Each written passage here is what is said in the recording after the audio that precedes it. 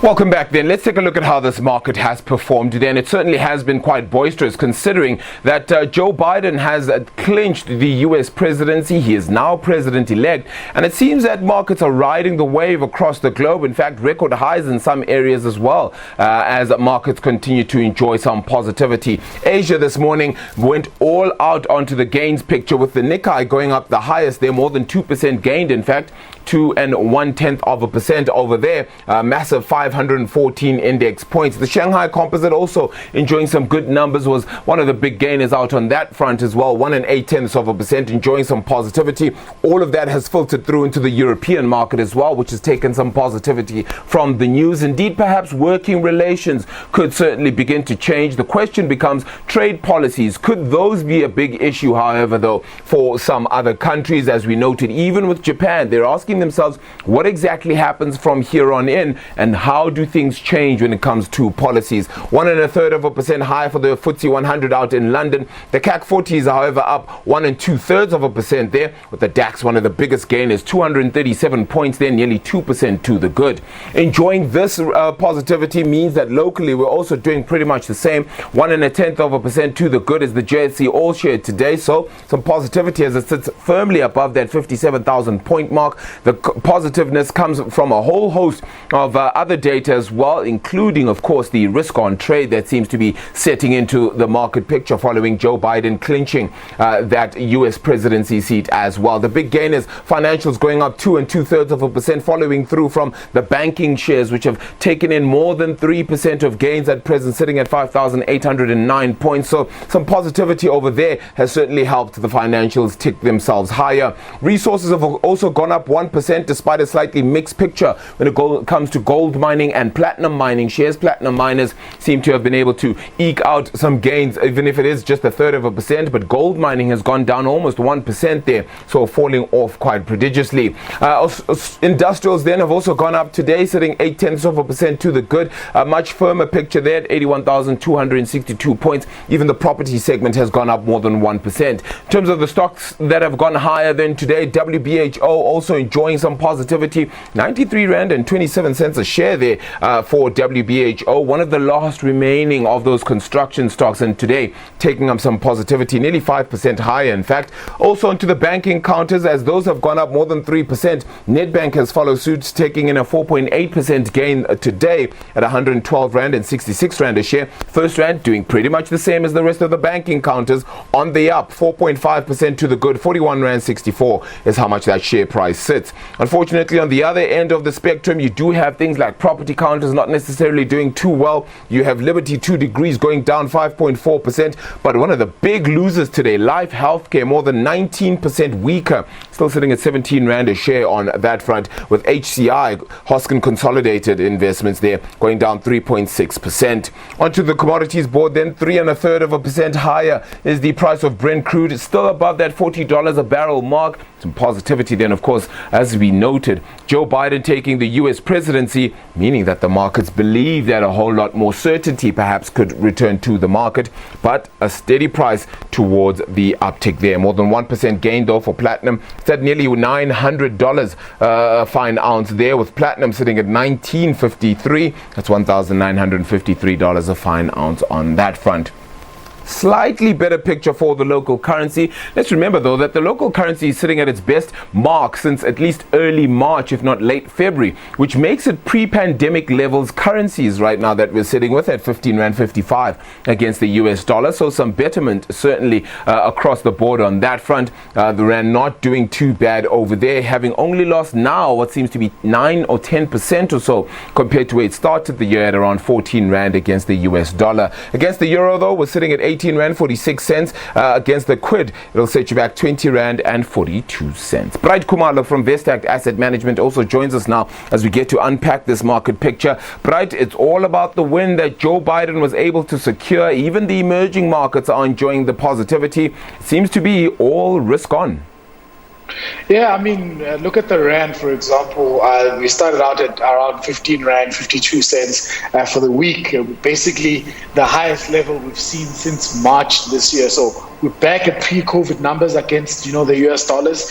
If you look at the markets front, I mean, this is our sixth consecutive day of positive or green we're seeing in our screen. Basically, again, like you're saying, we're enjoying the outlook of the presidency of Joe Biden, which, like you say, is going to be much more friendlier than the clown that was there before. I mean, the first point of order Biden spoke about was strategies, including the widespread of testing and mask requirements to try appease or actually try to control the spread of coronavirus in the United States, which now has crossed over 100,000 infections a day. The last time we spoke, we were talking about 50,000 when I was on your show, Arabi, but now it's over 100,000 because the science wasn't a thing at that time because the president was just not serious about the outbreak of COVID-19.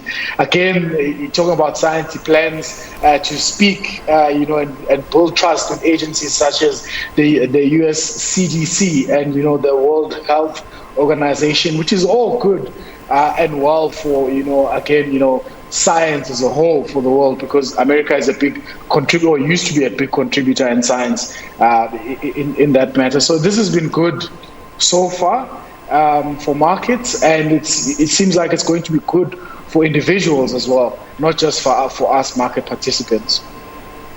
Yeah. Are there any worries, though, that perhaps there's a change in policy that comes to the fore now? Yes, Donald Trump's policies weren't necessarily the greatest in many respects, but what happens now is that you don't necessarily know for sure how the next 4 years will go. Things are now changing all over again, and markets love consistency. So there may be a lack of consistency in this regard, but markets still headed higher nonetheless. Is that saying that they've completely brushed off the chance of a high volatility, or could that still be on the way?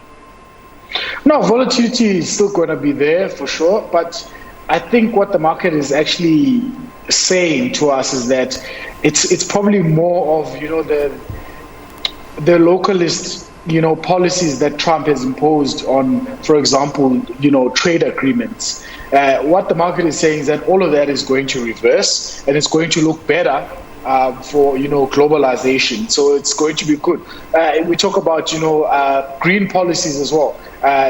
We know Joe Biden is going to get America back into that board to make sure that we're moving forward in becoming more cognizant of CFCs and all those things in what we do, because Trump didn't believe in science at all. So the market is basically signaling that a lot of those policies that didn't favor the rest of the world but only favored America are going to slowly unwind, and America is going to be contribute more and more into globalization, and things will normalize in that way.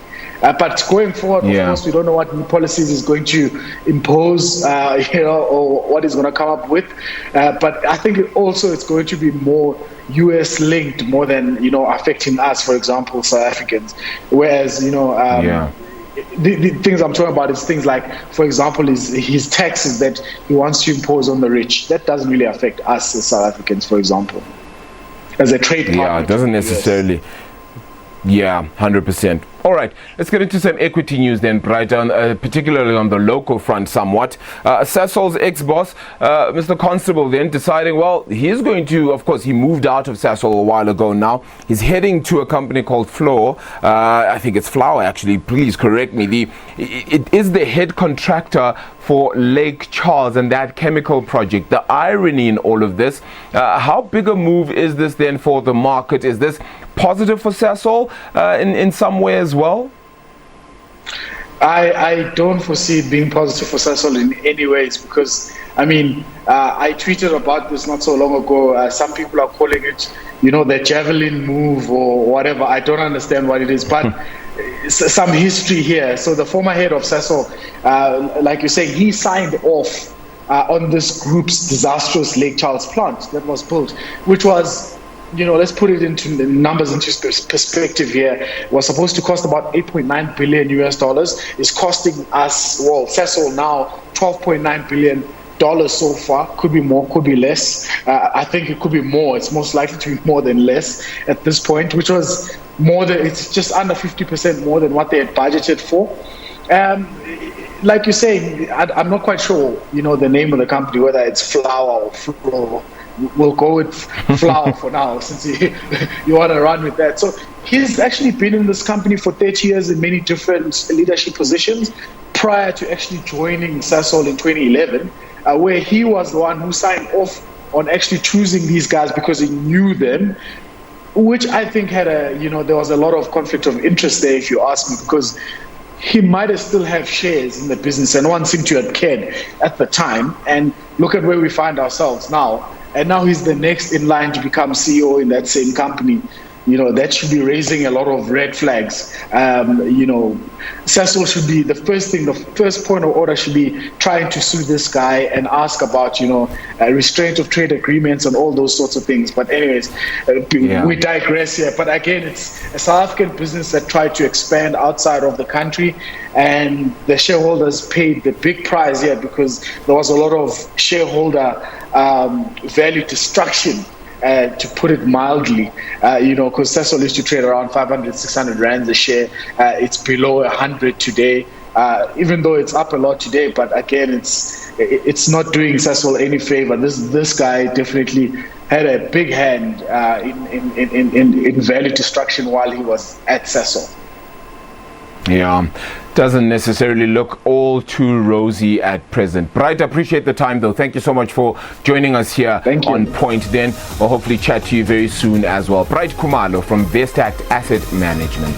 That brings things to an end for now.